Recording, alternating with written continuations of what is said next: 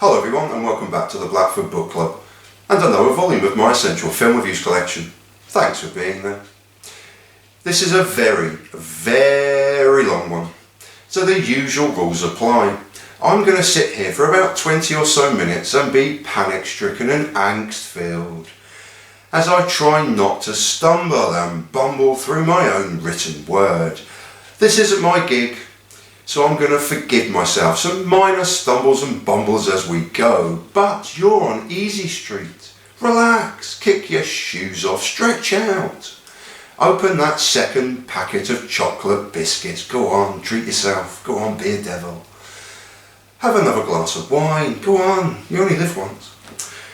To say it's been 5 long years since There Will Be Blood, and that I have been eagerly awaiting this release since it was first mooted in 2009 would be an understatement.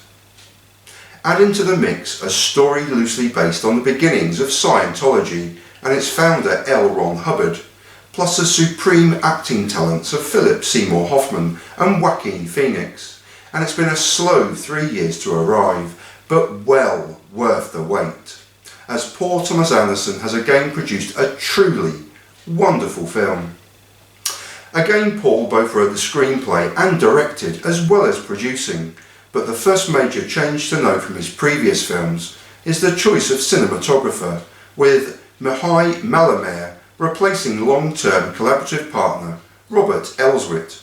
However, this change doesn't transmit in any way to the screen, as you're immediately struck by how vibrant, pinpoint sharp and colourful this film is, despite it being slightly desaturated of colour to reflect the 1940s, 1950s time setting. The vibrancy of the picture is a joy, as are the multitude of settings photographed so well by cinematographer Mihai Malaimare, bringing to life numerous beach scenes, ocean views and desert plains with a typically long lens, but equally quite brilliant each time. Inside shots are framed and lit brilliantly, often in a cramped room of a house or a ship, with director Paul Thomas Anderson reinforcing the claustrophobia with tight angled shots and a gently rolling camera to encompass and capture the scene.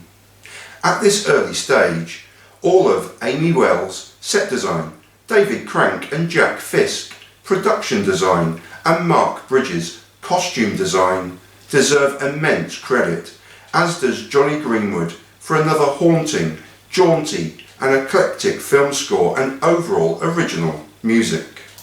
A biased fan of Radiohead I may be. However, Johnny Greenwood's musical score is again sublime and follows on from his success with There Will Be Blood. The score here is very similar in tone to that of There Will Be Blood, with climbing operatic pieces mixed with orchestral pieces that accompany the film perfectly, but in an odd and sporadic way. There are 11 original pieces of music from Johnny Greenwood, with standout pieces such as Overtones, Time Hole and Alethea, perfectly encapsulating the characters' fractured minds as they bump and pop along in the background of the film, rising and falling gently, along with the narrative. The musical tracks included are also odd and quirky choices, but fit the film perfectly, such as standouts Get Thee Behind Me Satan by Ella Fitzgerald, No Other Love by Joe Stafford, and Changing Partners by Helen Forrest over the closing credits. There are also 3 superb tracks from the actors themselves, with Seymour Hoffman singing Slow Boat to China in a heartbreaking scene, as well as I'll Go No More a-Roving in a bizarre and surreal scene. But the standout belongs to actress Madison Beattie with Don't Sit Under the Apple Tree with Anyone Else But Me, Anyone Else But Me, Anyone Else But Me, no, no, no, don't sit under the apple tree with anyone else but me. Many, but not all of these feature on the CD soundtrack that accompanies this film, and which is thoroughly recommended yet again. The film itself is set between the end of World War II and the early 1950s and covers roughly a 5-year period. The opening 20 minutes covers this time period quickly to bring us both up to date with the timeline and to fill in a compelling backstory to Freddie Quell, Joaquin, Phoenix. As with the beginning of There Will Be Blood, this film also starts with minimal dialogue but supreme cinematography of a lapping tide at the beach with a naval platoon awaiting either orders or the end of the war. Freddie's personal problems are immediately obvious in the first 3 or 4 minutes of this 144-minute classic, as he's immediately portrayed as an outsider and a loner with a strangely awkward gait and style. His first words depict how to get rid of a sexual disease to a fellow sailor, and then awkwardly he engages sexually with a woman figure carved in the sand, to which he becomes too sexually excited, and to the bemusement of his fellow sailors, he masturbates into the ocean to relieve himself. Undergoing a medical to leave the Navy, he continually references sex, but the overall picture painted of Freddie is of an awkward and unsure outsider who wants to be accepted, along with his alcoholic potion that accompanies his journey from leaving the Navy to becoming a cantankerous photographer in a local mall to chopping vegetables in a field in California before escaping and stowing away aboard a passing luxury ship. Here he meets Lancaster Dodd and Peggy Dodd, and a legendary film is truly born. Freddie Quell, Joaquin Phoenix. An alcoholic outsider and drifter whose quirks, tics and nervous tension could be explained as a result of post-traumatic stress disorder or shell shock in the much simpler vernacular of the day. He is physically and mentally shattered into pieces. His physical tics are evident through a lazy eye and speaking through one side of his mouth with a sometimes unintelligible drawl. His gait is awkward into an almost contortion of his body from the waist down, and he gives a constant appearance of being unable to stand up straight and move without the appearance of pain. Mentally, Freddie's obvious alcoholism is a constant problem, and his hip flask is repeatedly on show as he tops this up with his potion, but equally evident is his inappropriate bouts of overt sexuality, and he's unable to control a temper that swings violently out of control. In many ways, Freddie is an open book for all of this and more, and it's to Joaquin Phoenix's great credit as his performance from start to finish is exactly that, a performance of obvious personality traits, tics, compulsions and obsessions. His first session of informal processing, more of which later, is apt and confirms the openness we see as an audience to his failings. As he answers the questions during the processing, I immediately contradicted every answer, as his frailties are very much in evidence immediately he is on screen. This is not to be seen as a negative in any way, as this is purely intentional and part of Freddie's journey in the film. Despite the master moniker for the film, this is Freddie's film, and so expertly brought to life by a much maligned but absolutely brilliant character actor in Joaquin Phoenix.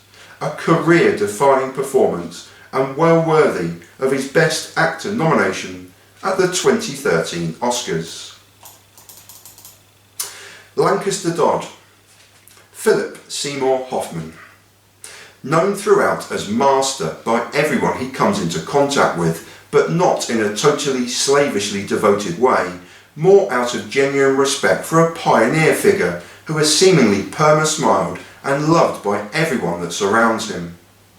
Jovial and very much the centre of attention with a hyper-positive attitude, his performances and lecture always reference past lives and processing, as well as constantly railing against a humanity that he sees as asleep to possibilities outside of their comfort zone. Man is asleep is a telling reference to the cause he promotes, of past lives continually living on through the soul and spirit to present lives and beyond. Fiercely loyal to his family and his gathering band of devotees, as well as the cause's message. Dodd's duality is subtly unravelled, but never more evident than when his message and teachings are challenged. However, there is far more than this as the film progresses. Yet another wonderful character performance from Philip Seymour Hoffman in a Paul Thomas Anderson film, their 5th collaboration in 6 films, and a very well-deserved Oscar nomination for Best Supporting Actor at the 2013 Oscars. Peggy Dodd. Amy Adams. A thunderous and career-defining performance from Amy Adams, and as with her esteemed co-stars, fully deserving of her Oscar nomination in 2013 for Best Supporting Actress. With minimal dialogue, it's the touches, glances and often cold barren stares that make this performance so thunderous, and my immediate take is that Peggy is the real driving force behind the cause, and very definitely the power behind the throne. Always seemingly looking at and perhaps constantly and silently judging Freddie, she is vociferous to outsiders and non-believers, but in a subtle and nuanced way. She reserves her vitriol for Lancaster and their private time together, but in public is a silent, judging rock for her husband. As the film develops, so too does Peggy's silent menace, and never more aptly shown than when Lancaster is challenged over the veracity of the cause. As Lancaster becomes more angry and flustered, Peggy is silently raging at the challenger, firstly in soft out of focus just below her husband, who dominates the shot, but 2 quick cuts later display her rage and apoplexy at the cheek of anyone to question their beliefs. There is one brief scene between husband and wife that spoilers prevent me from disclosing, but when you see it you will understand the definite power balance in play. It's a wonderfully surreal scene that says so much. The joy of Adams's performance is the subtlety on display, and against 2 astounding performances above, eclipses these to become the true standout star, a brilliant and mesmerising performance. Across several narrative strands and locations, there are superb supporting roles throughout, notably Amber Childers as permanent smiling daughter Elizabeth Dodd, and Jesse Plemons playing fellow sibling Val Dodd brilliantly, with purposely very little dialogue to work with. Rami Malek is excellent as Lancaster's new son-in-law Clark, and Madison Beatty plays Doris with a gentle beauty that is perfectly encapsulated when she sings "Don't sit under the apple tree with anyone else but me." Laura Dern plays a socialite supporter of the cause well as Helen Sullivan, and finally Kevin J. O'Connor returns from a similarly vague role in There Will Be Blood, with another here as Bill William. There are many more cameo and supporting roles as we weave between Freddie's leaving of the Navy to following the cause and following Lancaster Dodd as he travels from city to city to promote his faith, his writings and his experiences. 2 brief scenes follow. One encapsulates Freddie's early sexual desperation and a burgeoning alcohol problem. The other is a thunderous piece of cinema. Each scene is vastly different to the other, but an ideal taster for Freddie's journey, and wonderful examples of the director's eye for cinematic scenes of real beauty. Martha, the salesgirl, Amy Ferguson, is introduced in a beautiful, gentle and almost balletic continuous camera shot as she walks the floor of the department store selling the dress that she's wearing. Always smiling, but equally always looking in Freddie's direction as she continues her gentle dance around the floor. The scene is accompanied by the sublime "Get Thee Behind Me, Satan" by Ella Fitzgerald. "You have a break coming?" asks Freddie. As "Get Thee Behind Me, Satan" continues gently in the background, there is a brief interlude scene whereby Freddie makes his potion, and this is quickly cut to Martha sampling his concoction. Freddie is now drunk and weaving as the pair stand together in his yellow-tinged photography darkroom. "Tastes good?" he asks, before forcibly kissing Martha and breaking out into his manic laughter. Martha plays along with the sexual tension, teasing Freddie with, "What else do you want to see? These?" as she reveals her breasts. Before she can do so, Freddie's immediate "yes" perfectly depicts his sexual desperation. Playing with Martha's breasts, they kiss passionately again before Freddie regains a little composure to ask Martha for a date. A brilliant cameo appearance from Amy Ferguson, and Joaquin Phoenix sets the tone again for Freddie's coming descent. Next, following Dodd's arrest, Freddie's violent reaction leads him to be arrested too, and they are both housed in adjoining jail cells. Freddie's arrival sees a violent continuation of his frustration as he continually headbutts a bed and a cell wall before kicking the toilet to pieces in abject anger and rage. Dodd stands in his cell completely impassively throughout, watching his friend's torturous and violent outburst before he finally comments, "Your fear of capture and imprisonment is an implant from millions of years ago. This battle has been with you since before you know it. This is not new. This is not you." Freddie continues to react angrily to Dodd's calming words, and with a camera angle to between the two cells, their continuing exchange is captured, of Dodd preaching to his friend, and of Freddie prowling his cell like a caged lion. As the camera reverts back to Dodd, he continues, "You're asleep. Your spirit was free, moving from body to the next body, free. Free for a moment. Then it was captured by an invader force, bent on turning you to the darkest, where you've been implanted with a push-pull mechanism that keeps you fearful of authority and destructive. We are in the middle of a battle that is 1 trillion years in the making and is bigger than the both of us." An intense face-to-face argument ensues. Freddie, "Your fucking family hates you. Your son hates you." Dodd, "Who fucking likes you, except for me?" The scene ends in a surreal and bizarre fashion, however not before Dodd continually and tellingly reinforces to Freddie that he is alone and no friends to call on, and that he is alone and he's his only friend who believes in him, yet still does not want to see him ever again. "We're done. You're a drunk. We're done." This is just one example of numerous thunderous performances from Joaquin Phoenix and Philip Seymour Hoffman in their joint scenes together. There are 6 in all, whereby they are the only 2 characters in the scene, plus a heartbreaking telephone conversation. Each scene from their initial meeting as Freddie is caught as a stowaway to their telephone conversation adds more and more layers to a fractured and seemingly difficult friendship that is ultimately far more simple than a simple friendship. I know a little of Scientology as a religion, its teachings, and indeed its spiritual leader L Ron Hubbard, but I'll leave discussions for people far more learned than I. Suffice to say that comparisons and references of the cause, past lives and processing are obvious nods to this, as is the ever-smiling and charismatic leader Lancaster Dodd. Forever known simply as Master, he is the master of all he surveys and always the centre of attention. The processing aspect is heavily covered, and for the uninitiated this appears to be a form of regression, but not to your childhood, but to past lives lived and experiences gained for this life. A perpetual soul and spirit living on from body to body, life to life.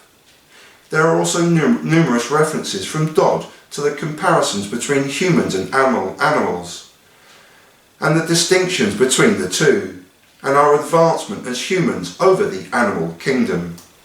But what captivated me, and always captivates me, are the 3 central performances from Amy Adams, Joaquin Phoenix and Philip Seymour Hoffman. Sublime cinematography from Mihai Malaimare, a musical score from Johnny Greenwood that is awkward and jaunty and all the better for it, and a joy of a film from director Paul Thomas Anderson. Forever criticised for not being able to end his previous films, this is an unfair criticism labelled at him, but not here. The ending is the weakest part of a brilliant film that captured my imagination from the first minute to the last, and is Paul's sixth utterly astounding cinematic feature. Roll on, number 7, and hopefully not a 5-year hiatus in between. That was The Master, directed by Paul Thomas Anderson. Rest in peace, you sweet-natured soul.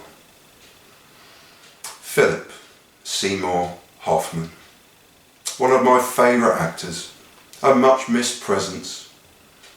Blimey. The scene where he sings Slow Boat to China to Freddie. Oh my, it's just so beautiful. Just so beautiful. Rest in peace, Mr. Hoffman. And that was The Master, directed by Paul Thomas Anderson. Hope you enjoyed it. I'll leave you in peace. Man in solidarity. Thank you so much for watching. I appreciate you being there. I hope the world is spinning and turning in your favour, in your corner of the world. Peace, everyone.